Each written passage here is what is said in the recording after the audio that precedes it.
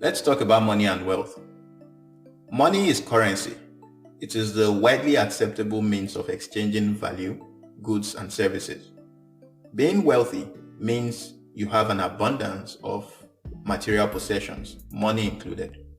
Being rich and being wealthy may be synonyms grammatically, but there is a world of difference between these two financial states.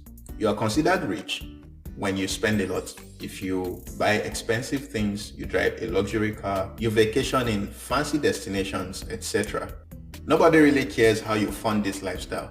You may be neck deep in debt or whatnot, but as long as you have the lifestyle, you are a rich person. We've seen some popular people go broke, basically go from having a lot of money to losing it all and to being in debt, thanks to living the rich lifestyle. A wealthy person, however, behaves differently. They tend to keep more of what they own.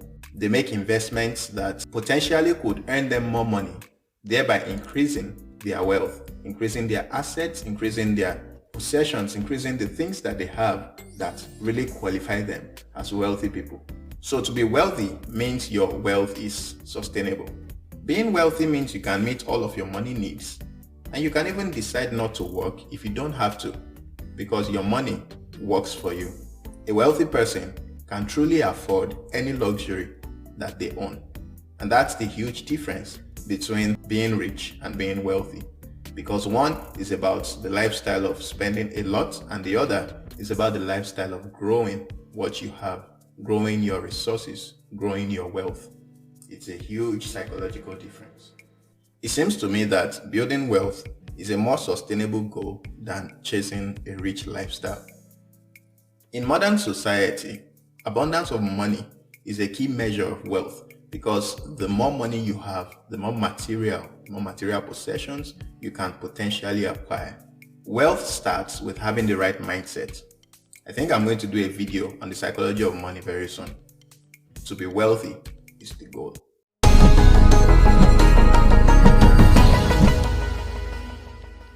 I'd like to thank you for always coming back to watch my videos. Your comments are very encouraging, and it really warms my heart that you are actually getting some value from this content.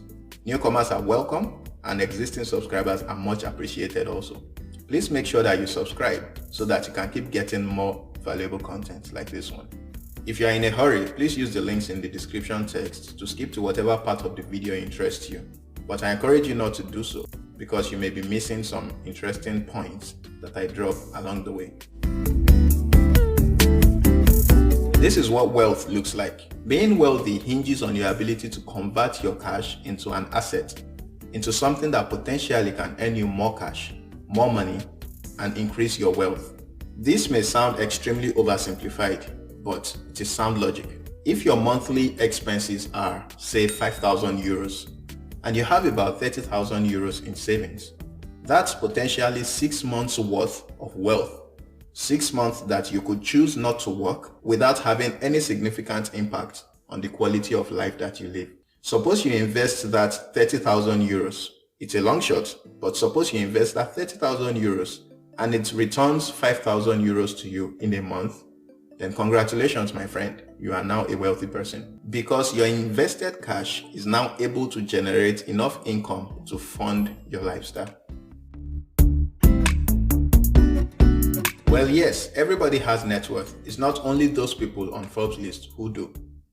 Net worth is the value of assets a person owns minus the liabilities they owe. It provides a snapshot of the person's financial situation, their current financial situation.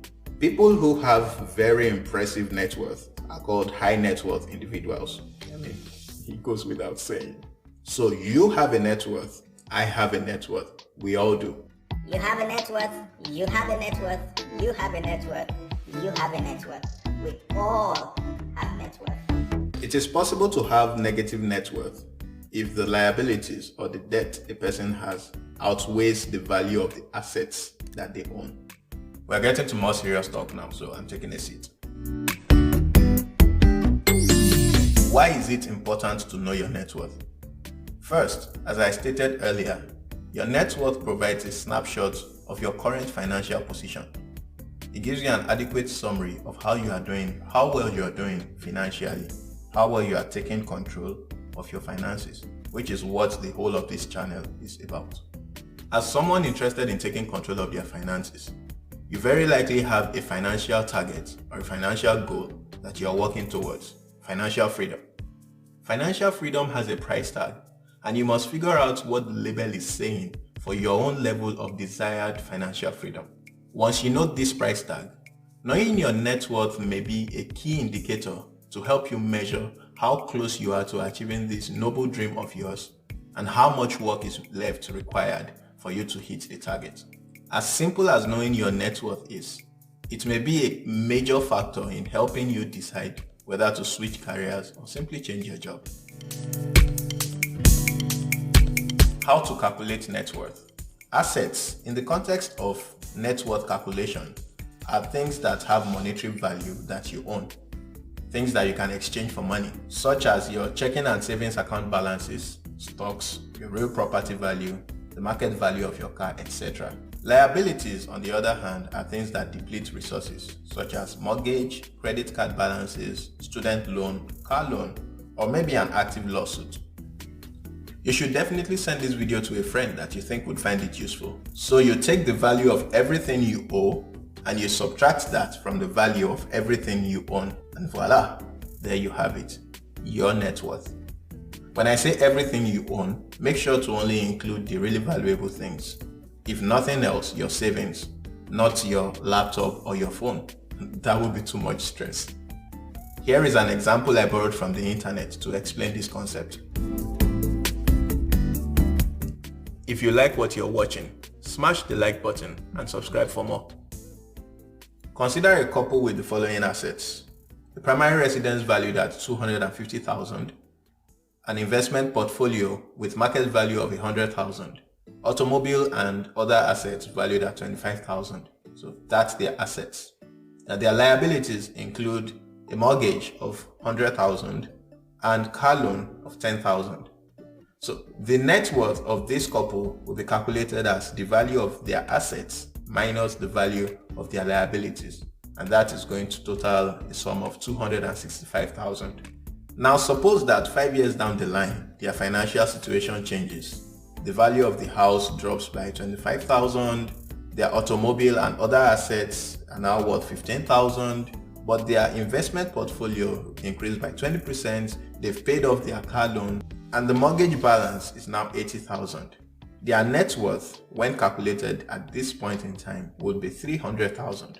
The couple in the example, you will notice that their net worth actually increased despite the drop in the value of their assets and the value of their house. There are two key takeaways from this example. Number one, paying off your debt is a huge net worth booster. And number two, growing your money by investment is a smart choice.